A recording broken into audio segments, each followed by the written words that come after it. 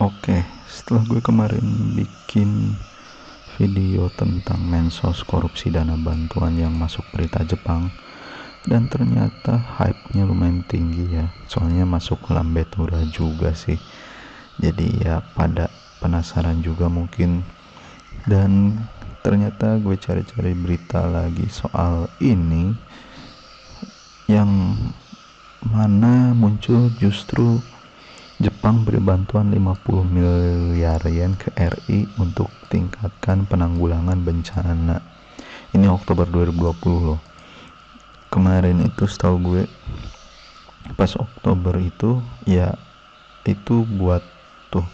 Selain itu menurut dia Jepang memberikan bantuan peralatan medis melalui lembaga pengkajian kesehatan di Indonesia. Well, mungkin ini pemberian bantuan tuh buat penanggulangan pandemi gitulah ya. Jadi ya mungkin agak miris juga sih, nggak tahu sih maksudnya 50 miliar yen atau 6,9 triliun ini disalurinya kemana-kemananya gue nggak tahu, cuma agak miris aja ketika Jepang tahu mereka kasih bantuan ke Indonesia buat penanggulangan bencana, dan di Indonesia sendiri ada berita kalau misalkan mensosnya itu eh, korupsi dana bantuan bagi yang membutuhkan pas pandemi kayak gini.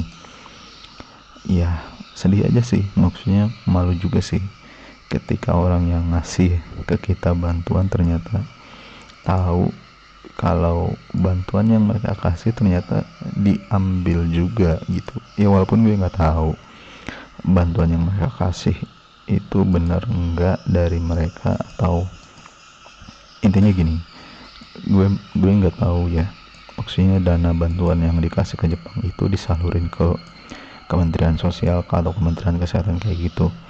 Cuma secara moral lah ya, yang nggak etis aja gitu ketika orang lain yang memberikan bantuan ke kita tahu kalau bantuan yang mereka kasih ternyata apa bantuan di negara kita sendiri itu ternyata diambil gitu buat pribadi.